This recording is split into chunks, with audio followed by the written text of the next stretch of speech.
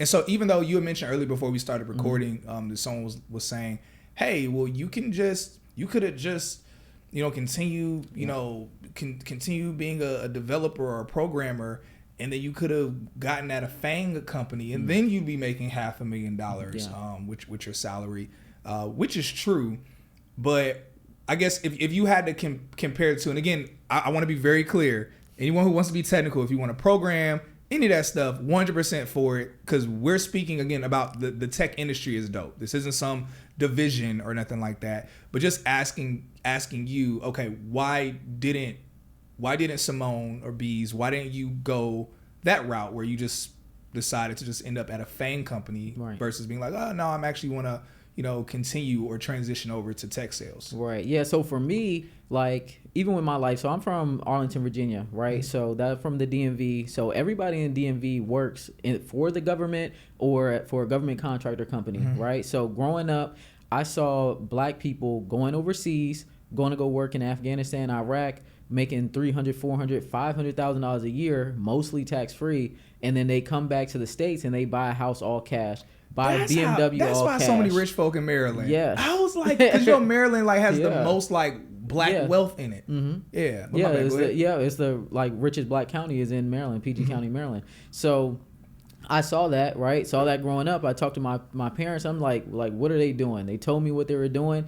So it was always my goal from literally 16 years old to go overseas as an overseas government contractor once I saw how they were living. Yeah. I didn't know how I was going to do it. I didn't know much about it, right? But that was my goal. So for me, I'm in the defense industry, right? I'm from the DMV. Everybody from the DMV is in. They work for the federal government or government contractor. So I ended up going overseas. And so I was a software engineer for 2 years for Raytheon. And then I decided to go overseas. They had a radar system engineer position. I actually had to get the Security Plus certification just to get the position. So I had to study up, pass the Security Plus. Took me 30 days.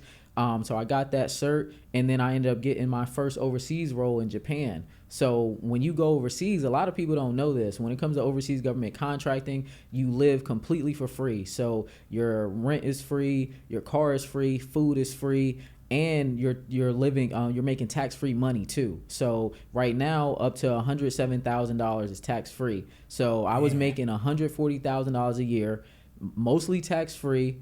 No state income tax because my mom lived in Florida, so that's where I lived at. Dang. No state income tax, mostly federal free. And I was making $140, right? So I was able to save 80% of my income. So saved 80% of that $140 and invested it, right? So it's just so much that people don't realize. So that's the route that I chose because that's what I was exposed to. I wasn't exposed to FAANG, right? I was exposed to the defense industry. Yeah, exactly. That's what I knew, right? So, and then another thing too that people don't realize is when it comes to FAANG is that's very slim. That is very slim. They say that it's harder to get a job at a FAANG company than it is to do anything else. 0.02% people get jobs in FAANG. That goes back to the NBA thing. It's like hitting a lottery ticket. I'm not gonna lie to you. It's like a lottery ticket type thing, right? It's the best of the best are at these FAANG companies, especially software developers. So don't get that twisted, right? It's something that people promote and glamorize on TikTok, but it's not for the average person. Yeah. So I like teaching people about ways that you can make a lot of money in tech. And it's not something that's going to be stuck to, you got to go get a job in FAANG at this company, these 4 companies to make $500,000 a year. Yeah, no, that's really insane.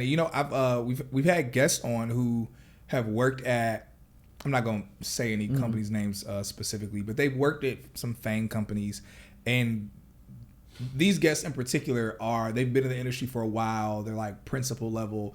And many of them, at this point, all of the guests that we've had that are principal level, or they're some C-suite level, they've all left. They left FAANG companies, and they're I wouldn't work at a FAANG company again. And they enjoyed the experience. It was great. It helped their resume. But they talked about how, you actually, once you reach a certain level, you actually make more money when you're not at a FAANG company, because of some of the just benefits and opportunities. So And they've kind of done some kind of comparison and contrast to being at a non-FAANG company versus a FAANG company. Again, once you reach a certain level, because some of those companies, as you know, some of them don't even hire an entry level type of role. Right, right. Like unless you get in with the internships and you go to a school that is basically like a pipeline school. So they're literally coming to this one college or these few colleges and handpicking all the different software developers that they want, right? So that's something that people, they don't realize. Like a lot of these people that are already in FAANG,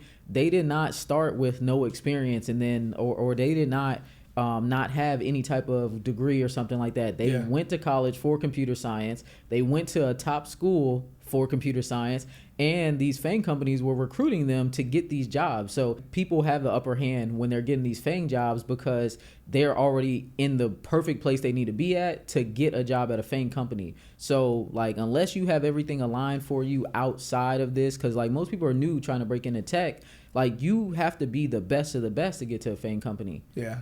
You know, so it kind of even makes it click a little bit more for me because like a crap ton of people. So I received well over 300 rejections just to get into the industry in general. And I was so hungry to be in tech, and I knew I needed something different because I was so broke. I was like, no, I just didn't even care about the rejections. I was like, I don't care. One of these are going to hit, and I'm going to kill it at that company, and I'm going to, really take this industry seriously. But I've seen people where they're like, oh man, I received 30, 40, 50 rejections. They're like, no one's hiring. And it's like, no, plenty of companies are hiring. And then I'll ask them, okay, what companies you apply for? And they're always listing these big tech companies where it's like, well, why are you doing that? Yeah. I'm like, do you realize, first off, how many people are applying to those companies? So it's you versus thousands of other candidates.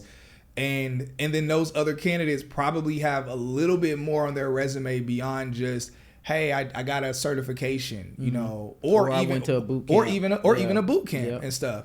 And so it's like, yo, go the road less traveled. Like check out some of the other companies that aren't as big on the radar.